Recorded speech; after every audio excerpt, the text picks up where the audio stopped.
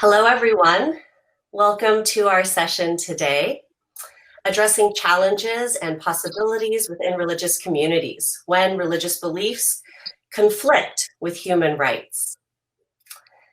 In the spirit of the first Sikh Guru, Guru Nanak, who taught love beyond boundaries, this interfaith panel will address issues of discrimination, injustice, inequality, inequity, and exclusion within our respective religious communities and belief systems.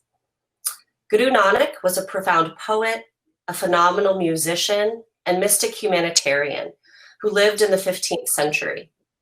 His vision of Ik Onkar proclaimed that we are all interconnected as one within the creative force that enlivens us all. And as Sikhs, it is our sovereign duty to protect the dignity and ethical treatment of all life across gender, sexuality, race, religion, and environments. Yet today, we see the toxic effects of religious leadership, the toxic effects of colonization, racism, casteism, heteropatriarchy, and self-serving individualism within our religious leadership, spaces, communities, and homes. Due to the exclusion and harm being experienced in these spaces, there are now worldwide Sikh movements calling for a theological return to the egalitarian teachings of Guru Nanak, to stop female infanticide, with Me Too Sikh working to make Sikh spaces safe from sexual misconduct and assault, LGBTQ Sikhs calling for marriage equality, Sikhs awakening to the need to address racism, colorism, casteism in our families and communities, and urgent cries to connect with our traditions of knowledge and spiritual wisdom. So today I welcome each speaker to share one or two of the prominent challenges that they are experiencing in their faith community in areas where religious or community beliefs conflict with human rights, such as the rights that I had mentioned: women's equality, LGBTQIA rights, systemic racism, casteism, etc. Panelists will focus on what they are doing to address these issues and how we might work together to bring creative solutions to our faith traditions and communities. Today, I'm honored to welcome our panelists. First, we have Dr. Nikky-Guninder Singh. She is the chair of the department and Crawford Family Professor of Religion at Colby College. Her interests focus on Sikh poetics and feminist issues, on which she has widely lectured and published. I am currently teaching her new book, The First Sikh: The Life and Legacy of Guru Nanak, in my class. This book highlights his revolutionary message, which, and she states, I quote, "He valued the human above any religious category." Second to speak, we have Dr. Mugdha Yeoleh. She's assistant professor of religious studies at California State University at Fullerton, where she teaches courses on religions of the world, religion and nonviolence, Hinduism, Jainism, Buddhism, and women in religion. She has published articles on sex and gender, devotional reading practices, teaching about diversity and ecologies in Hinduism. Third to speak, we have Dr. Kim Harris. She is the assistant professor of African American thought and practice in the Department of Theological Studies at Loyola Marymount University. In addition to teaching courses on Black liberation and womanist theologies, Harris leads music in a variety of liturgical and academic settings. She is a liturgist, composer, and recording artist, presenting lectures on the music of the Black Catholic experience, the spirituals of the Underground Railroad, and the freedom song of modern civil rights movement. Avelin, Buniaca, Kambiwa is the daughter of Serra Negra, mountain range in northeastern Brazil. She's a mother, sociologist, professor, and specialist in public policy management regarding gender and race. Thank you all for being here today. To open the conversation, I will ask Nikky-Guninder Singh to speak. And I'm just going to pose this general question. What's one of the most prominent human rights issues that you are addressing in your scholarship or within your religious community? What are our challenges, possibilities, and responsibilities in addressing this issue? Thank you so much, Nikki Singh. Thank you, Nirinjan Kaur. Thank you for organizing this very important session. It's a real honor to be with my panelists. I'm very grateful to you. Yes, you have framed the issues very, very well. Guru Nanak, starting of the Sikh Foundation, is 15th century India, born there much before our concerns right now, whether it's feminist equality, LGBTQ rights, environmental issues. So he precedes. Yet, there is something very, very progressive and revolutionary thinking about Sikh thought, Sikh ideology that we need to absorb. And my challenge is what I think the greatest challenge is to kind of match the ideology of the gurus, their intentions and purposes with our contemporary reality. And there are lots of problems, inequality, exclusion, racism, casteism, things that you have very, very beautifully articulated. How do we match them? That's where I feel. I sit in Maine, I teach here at Kobe College. What can I do? And here I think number one is really to see what is the newness of the message. What is the new message that he brings? Very often, interpretations are layered from other traditions, whether it be colonialism or Indic traditions or Islamic traditions, where things are originating in the Sikh tradition. And we need to see the newness. And I think somehow, however we have kind of evolved after centuries after Guru Nanak, we still do not have those progressive eyes, those lenses that the gurus possess. So we need to kind of come to terms with it. And here I think there are, the basic archetypal hermeneutics. We need to understand what they're saying. We need to interpret for ourselves in the contemporary times what their intentions were. And number three, we need to apply them into society. Sadly, what happens is the message is considered to be too theological and spiritual. And we forget that the message is for social, economic, political change. What the gurus were seeing, things were very oppressive and victimizing. And they wanted to uplift everybody. It was really the human core. That's what they were bringing out. Guru Nanak, humanity above anything else. And we have to consider that, we have to see that. And along with that goes that they took away the middle person. There's no middleman, there's no priesthood. So I think we need to get to their words ourselves. To me, that's very important. Unless we do that, we cannot quite absorb the meaning. And there they empower each one of us. That's the whole message, was to empower. And rather, we're kind of weakening. We create rules, regulations, imposing. The gurus were fed up of those. Why bicker about these things? Look at human dignity. Look at human equality. I think that's where they were coming. So that's number one.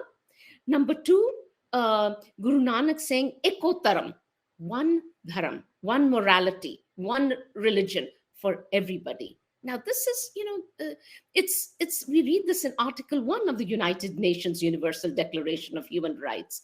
All humans are born free and equal in dignity and rights. And that's what he's emphasizing.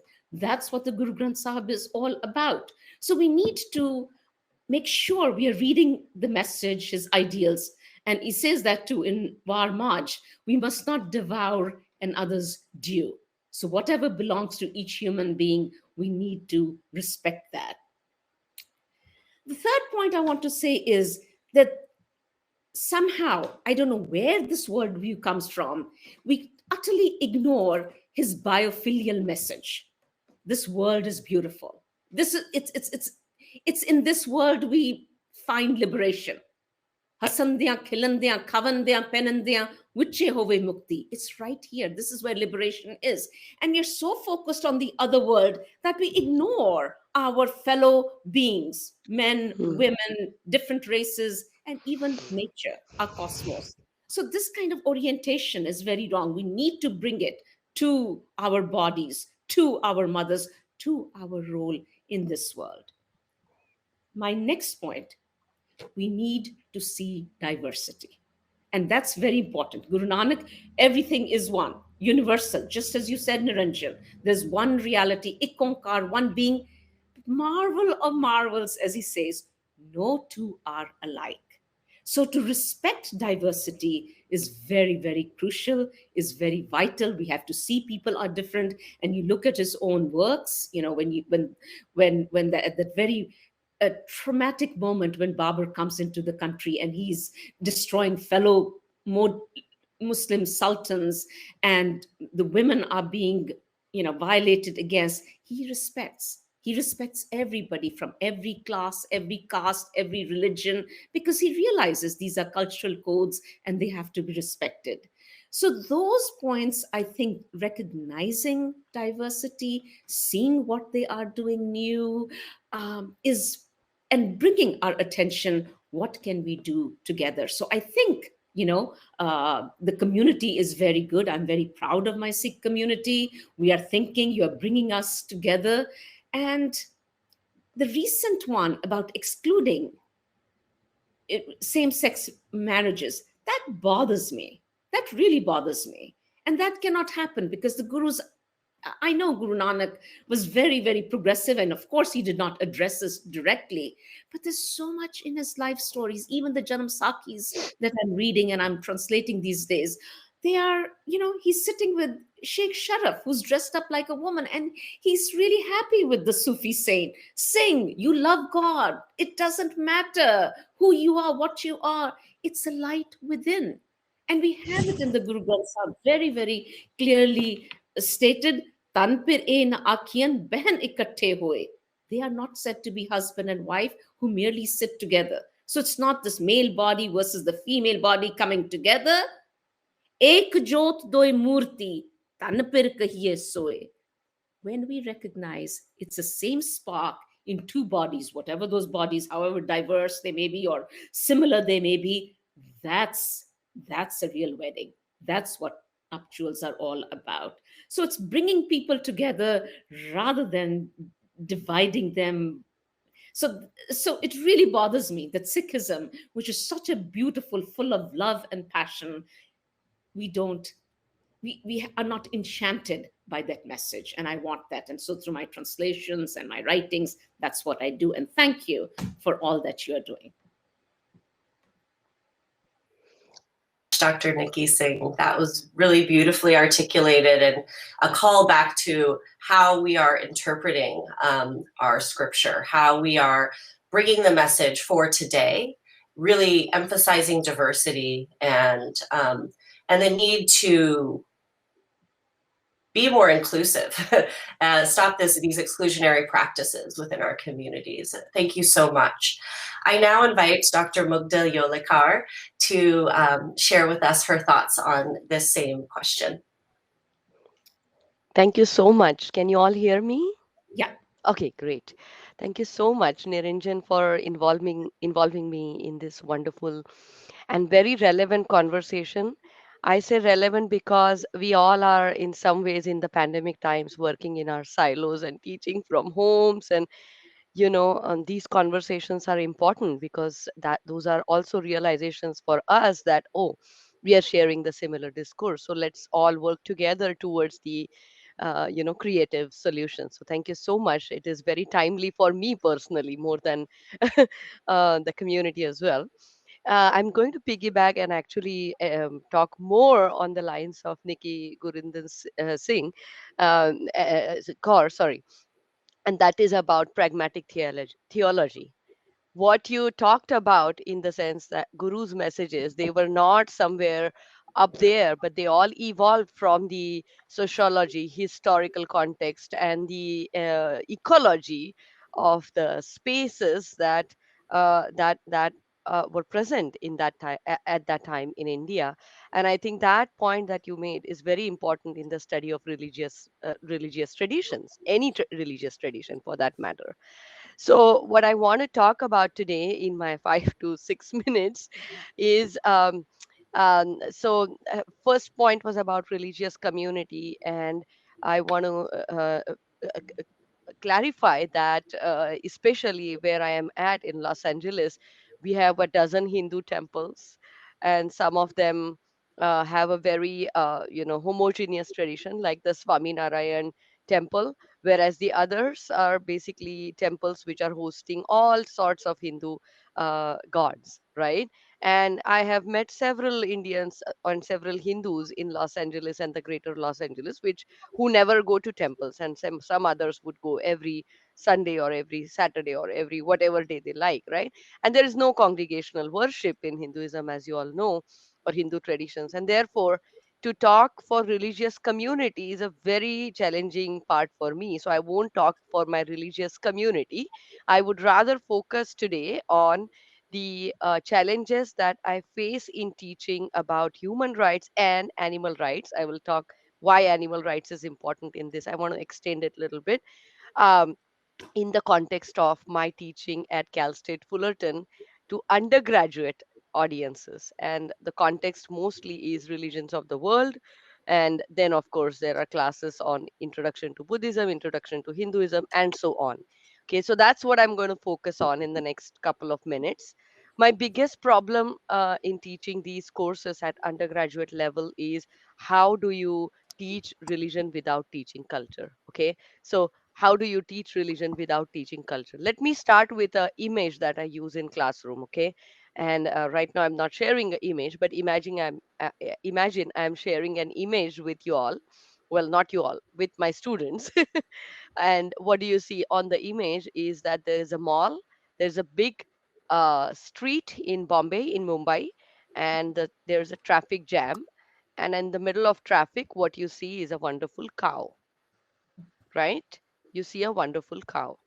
I am teaching a course or section on Hindu traditions in my classroom. Imagine that, and I ask students, "What do you see in that image? What do you see in that photo?"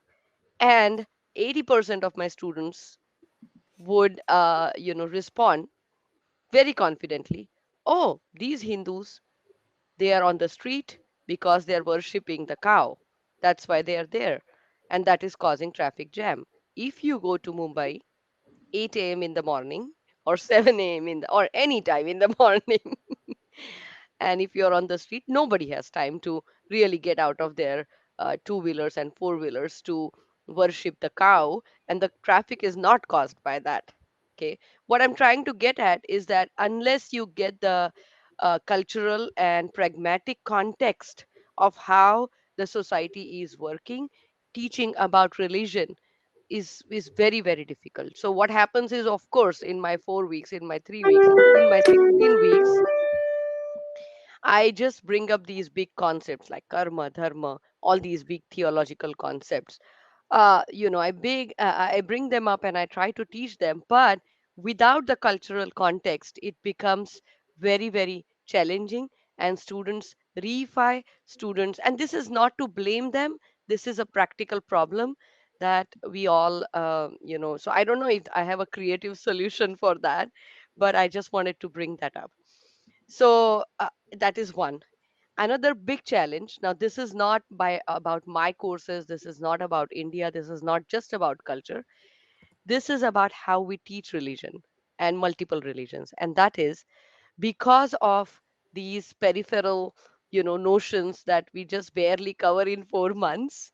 What happens is students, they try to, it's too much for them also, right? So they try to get as much as possible, and in the process I have seen a pattern in last 15 years where they will try to somehow reach a conclusion at the end of course that, oh, all religions are same, right? Oh, I see these similarities. Well, that's great, that's amazing that they're trying to find common human values.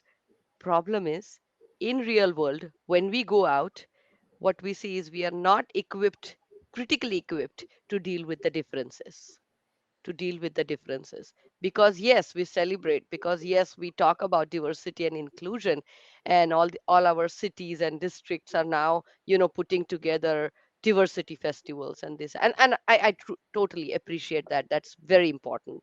But are we equipped to deal with the differences, and are we making our students empowered to deal with the difference? So this is a big question that I have. And of course, so overall in my teaching, in my thinking and scholarship, I'm always thinking about how do I nuance the discourse on culture? How do I nuance the discourse on difference? So I'm going to leave with one last point here, again, bringing back to India and Hinduism, and that's the most, and again, issue of human rights and social justice there, which is the context of arranged marriage. The moment I talk about arranged marriage, I plan for 10 minutes every year in my world religions classroom, and I take about 2 entire sessions. Is it me? Is it them? I don't know. But again, there are so many assumptions about arranged marriage, and I'm not saying that they're wrong, they're untrue, but we all like to see the world from our own lenses. We don't try to see how those spaces, how those people, how their epistemology has evolved in its own context. So I think that is where these conversations in my classrooms, which are supposed to be 10-minute quick talks, are going from 10 minutes to 2 entire sessions of 120 minutes sometimes, right? So I'm not going to go on and on about arranged marriage. We all know, and we can talk more in the Q&A. But point being that we all of us together in some ways, the educators need to reflect on how do we teach culture and then religion, how do we nuance our teachings about differences, and how do we educate our students and equip our students to think about others from the lens of the others. Thank you. So much, Dr. Yeoleh.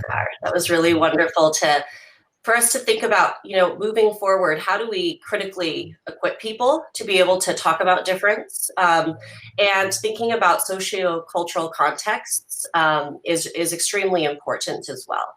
And so being able to do this as we try to address some of these issues, I think those are very important points to keep in mind. Next, I invite my colleague, Dr. Kim Harris, to speak about these topics. Thank you so much. You're welcome. You're welcome. Sometimes I feel like a motherless child. Sometimes I feel like a motherless child. Sometimes I feel like a motherless child, a long way from home, a long way from home. In the year 1989, Sister Thea Bowman of the Franciscan Sisters of Perpetual Adoration, the only African American member at that time of that religious order, spoke before the gathered United States Catholic bishops. And that is how she started her presentation, saying that there are times when in the Roman Catholic Church, there have been times, there were times as she was living, and there are times now when many African Americans feel like motherless children in a church that has yet to adequately deal with racism. So thinking about that, and also thinking about gender issues, there is that, we have that existential question still in the African American community. How can we live? How will we be alive in a nation that disregards our humanity. And in a church community that often doesn't see us or include us when thinking about the liturgy, the way we gather together, that often doesn't speak about us and thinking about racism and speaking about it in sermons. And on the individual level, there are people who, when the sign of peace comes and we're supposed to shake each other's hand, at least we were before the pandemic, wouldn't even shake the hand of someone of a different race, not only African Americans, in their own church community. So we continue to be thinking about that.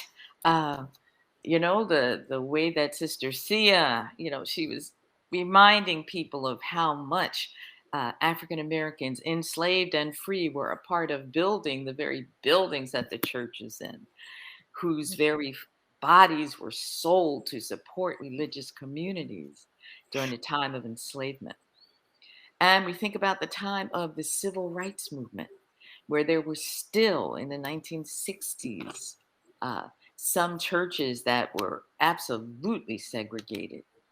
And so, what to do when various bishops would say, well, you've got to come together. How can we do that? Can we worship together? And to think about our own time when the majority of Black Catholics are attending churches that are not majority African American. Most are in mixed communities. So to think about that, one of the first things that has to be done is that it has to be actually spoken about. Now, in our way of gathering for worship, one of the central pieces is going to be, but how many have heard a sermon about racism, a sermon about police brutality? So we have to think about ways that what is said, what is demonstrated, what is sung, what is celebrated relates to all of who we are. And in our mixed communities, as Sister Sia always said, we've got to figure out a way to share. Speaking about cultures, people are coming from different cultures. So what she would say is sometimes we do it your way, sometimes we do it my way, but it starts when we're in the parking lot and how we greet each other. So coming together and finding ways on the individual and community and systemic level to deal with racism. Now, in terms of gender, women still are not ordained in the Roman Catholic Church. But there are different groups of people that are working because there are times when if you see women's leadership, then you're not so surprised when it comes up as an issue. So there are various groups like Women Church and Women Preach that will actually gather together and have women as the main preachers and speakers. And so I've been able to do that. And I guess what is very interesting, speaking about teaching the undergrads, is helping them to understand that communities change over time, that theologies change over time, and that the way we act and even the way we believe changes over time. Because so often they think, well, this is how it was in Jesus' time. Well, no. So, inviting them to really understand those changes. And so many of them can't even imagine that there were African Americans who were enslaved by, Jesuits and by Carmelites and by other religious leaders. So those really tend to be some of the issues that we're working on. Now, as an African American woman of faith, I also have to think about the wider Black community, the wider Black church, in particular, thinking about Christians. There are many Black churches in which you will hear a sermon about racism, in which there will be activism about racism. And even though in many of these churches, there are, I was just reading the latest Pew study about African Americans of faith, and a majority believe that there needs to be women's leadership, but in so many of the churches, women in senior leadership is not something that you will find. So we have to keep thinking about that. And even though in so many churches you will hear people speaking out against racism and discrimination, you will hear so many fewer, if any, sermons about women in leadership. So continuing to think about that and to encouraging those who speak, any who speak, and if we have to speak it out on the steps and in the parking lot, to be talking about women's leadership and agitating for there to be more women's leadership at all levels of the gathered community.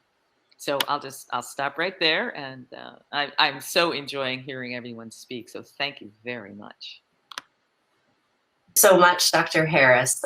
Just bringing us into song was such a beautiful moment to reflect, and it makes me think about the work that you have done on laments after harm is caused in communities, and how we can sing together and raise our voices in different ways through sermons and through song, so that we can make these make activism, the activism that we're looking to see, the change that we're looking to see, really come to life. And how it starts in the parking lots of how we greet each other outside of the religious space, that it's about our everyday lives is such an important point that I hope we can take away with us as well. Thank you. I now invite Avelin, Buniaca, Kambiwa to speak. We have Sadhu Kaur here, who will be translating for her as she will be speaking in Portuguese. Thank you so much for being here today.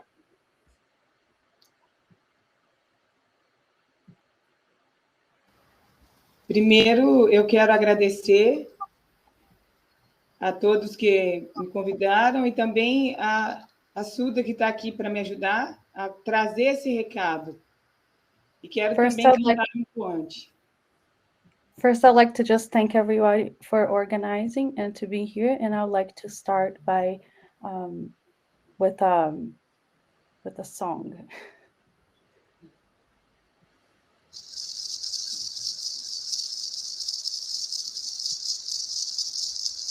Lá naquela terra tem uma casinha, tem uma pedrinha, meu Deus, tô chegando lá.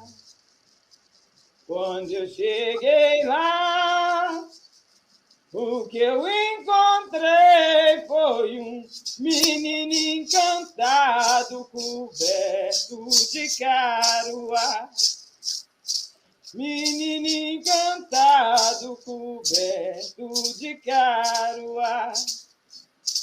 Eu pedi a ele um pouco de coragem, e o que ele me deu foi semente de caruá. O que ele me deu foi semente de caruá. Lá naquela terra tem uma casinha, tem uma pedrinha, meu Deus, tô chegando já.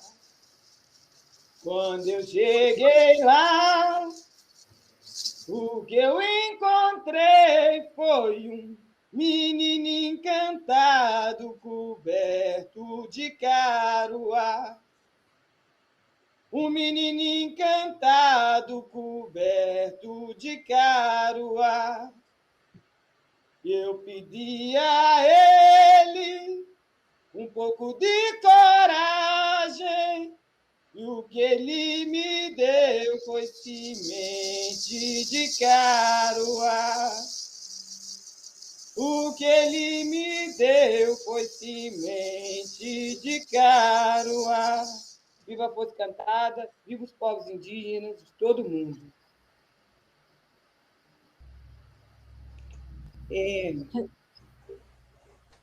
Pode falar, Suda. I was going to say, hail all the indigenous people. Thank you. Eu falo do Brasil, e aqui a gente está vivendo uma ofensiva muito grande à nossa espiritualidade e também uma transformação no movimento indígena com relação às nossas tradições.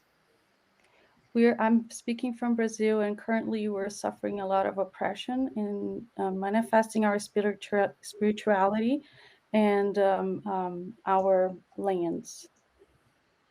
Nosso povo tem uma relação estreita com a Mãe Terra. We're a land people, a land nation. E a Mãe Terra, ela é a base da nossa espiritualidade. And this is the foundation of our spirituality. Quando a Mãe Terra é atacada, a gente está sendo atacado também. So when Mother Earth is attacked, we are being attacked directly as well. O aumento de casos de feminicídio, estupros e assassinato de crianças indígenas é assustador. The crime and violence against women and children indigenous land it's rising in a scary proportion. No dia 12 de outubro desse ano, nós perdemos 2 crianças Yanomami tragadas pelas máquinas do garimpo de ouro. Just on this past 12th of October, we had 2 young children that were dragged by the heat of the mines that are in indigenous land. Estamos vivendo debaixo de um governo genocida. And this government is genocide. E a nossa espiritualidade tem sido a nossa força para vencer as opressões que cada vez mais estão sobre o corpo das crianças e das mulheres. And manifesting our spirituality is the only way we have right now to fight against all this crime that is rising against children and women. No mês passado, nós estivemos em Brasília com mais de 5.000 indígenas de vários povos do Brasil. This past month, in September, we were in Brasilia with more than 5,000 of the indigenous villages. Mulheres indígenas. There were women. Foi chamado a Marcha das Mulheres Indígenas.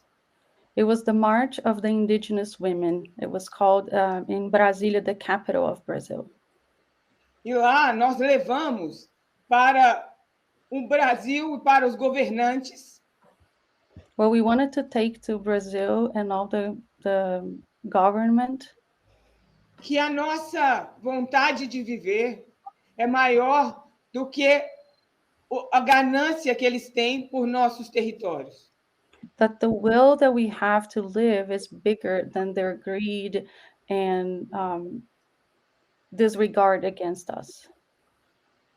Nós hoje no Brasil estamos lutando para manter a nossa terra, a mãe terra de pé e as terras indígenas demarcadas. Today we have to really fight to keep our land the way that they were protected originally.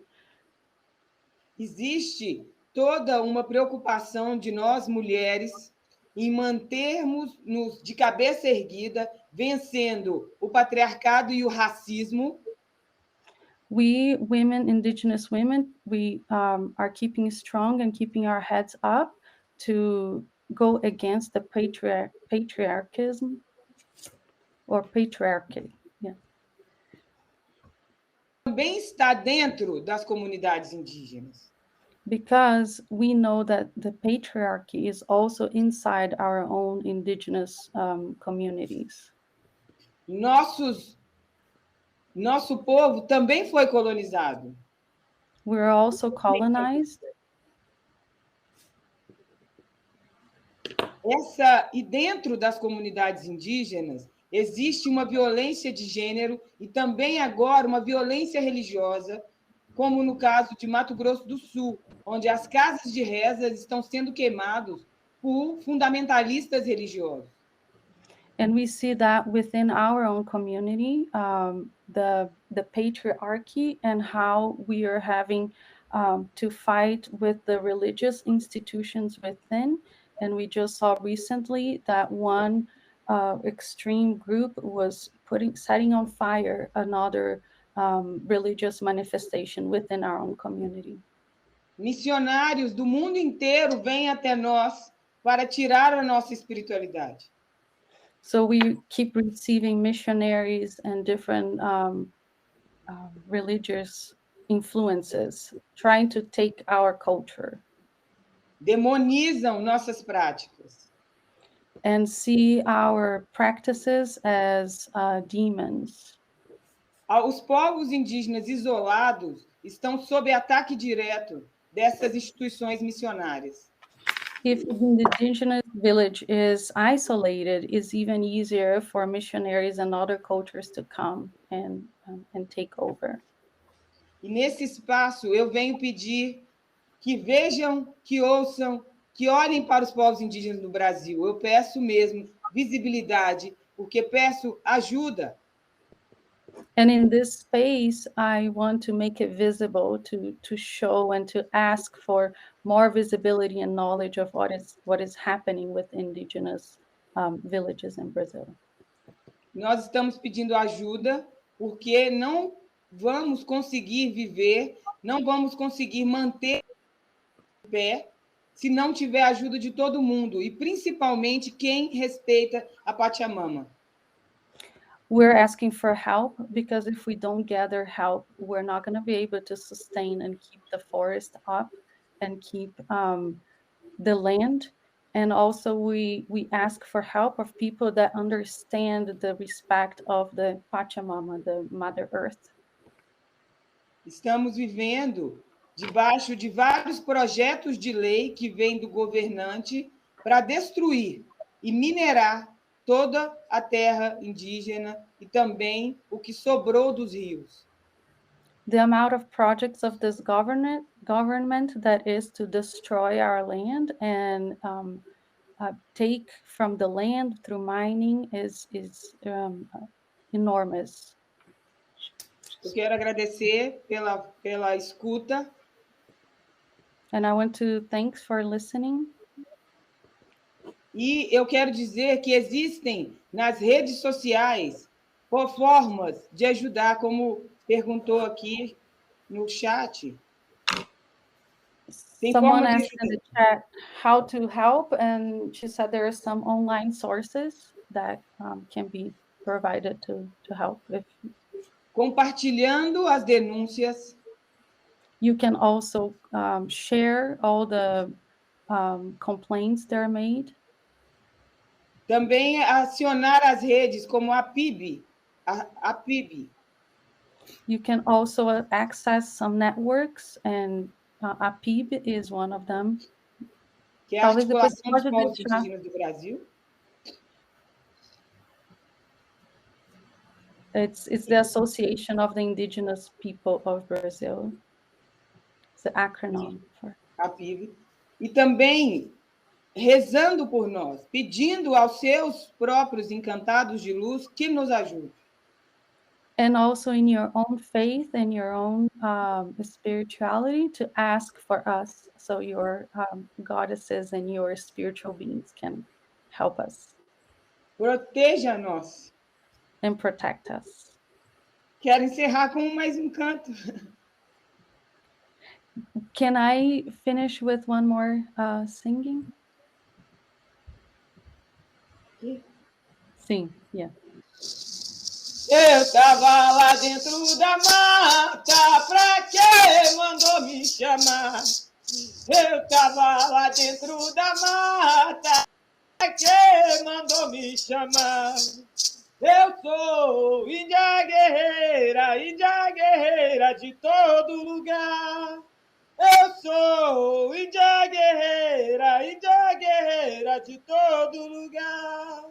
Eu tava lá dentro da mata, que mandou me chamar.